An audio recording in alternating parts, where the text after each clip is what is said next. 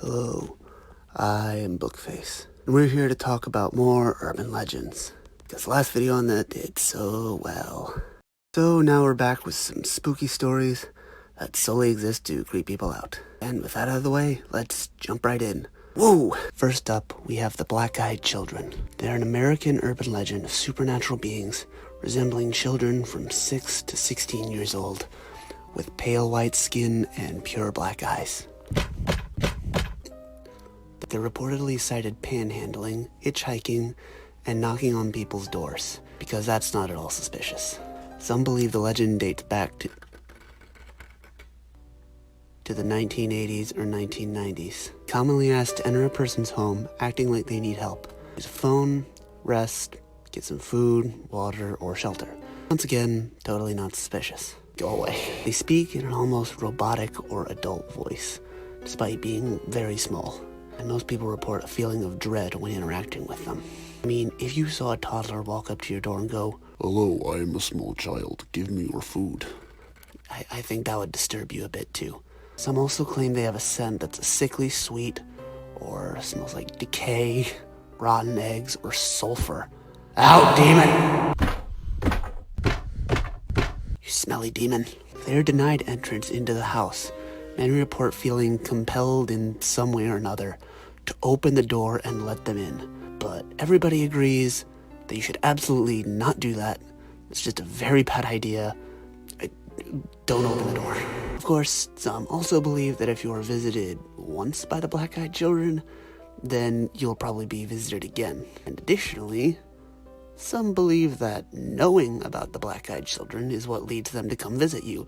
So, sorry about that. Maybe don't answer the door for a couple days. Next up we have the licked hand, also called the doggy lick, hand licker, or humans can lick too, which is far too much licking for my comfort. This story first appeared in 1982. I almost said 1892. That's a pretty big difference. The story goes that there is a girl lying in bed with her dog lying underneath the bed. At some point in the night, she hears a dripping sound from the bathroom. Okay, no reason to be concerned. What are you worried about? The dripping sound makes her nervous, so she reaches her hand down for her dog to lick it, so that she can be, so that the dog can be comforting to her. Okay, it is of my opinion, this is now her own fault. Because who in their right mind would reach their hand under their bed to comfort themselves when they're worried? Also, let that dog sleep on your bed, or I swear... Let the dog sleep on the bed. Next morning, when she gets up, she sees her dog dead and mutilated, and she finds out that the dripping sound was the blood from her dog. Thanks, I hate it. And there's a message that says, humans can lick too. Well, that's entirely accurate. I can confirm humans are indeed capable of licking things. There are quite a few variations of this legend, such as the little girl being replaced by a nearsighted old woman. Additionally, the story varies on whether the dog is just hung up in the bathroom, or skinned, or disemboweled, or my favorite, which is that there is no dripping sound, and the dog is either just in the basement or outside.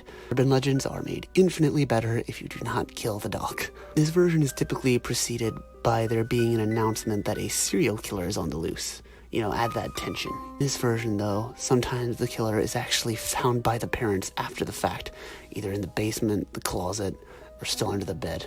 Most dangerous game, hide and seek. How awkward would that be to be like, hey, just chilling out here? And, if you did find him, what are you gonna do about that? Well, this is your house now, bye. Lastly, we have the sewer gator.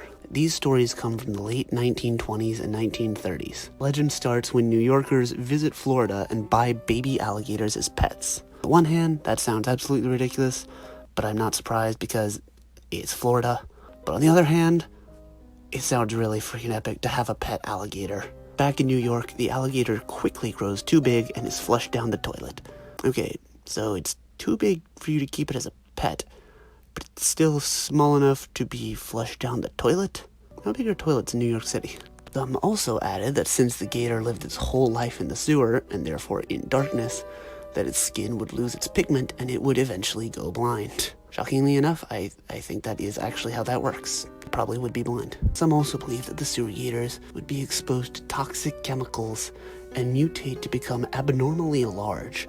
However, since this legend has been going on for quite a while, all the way back to the 20s, people have of course thought about the logistics, and it's generally believed that even if an escaped pet alligator did live in the sewer for some time, they would not survive long because of low temperatures. You know, them gators are cold-blooded and, quite simply, too much poop. Can't survive with that much poop.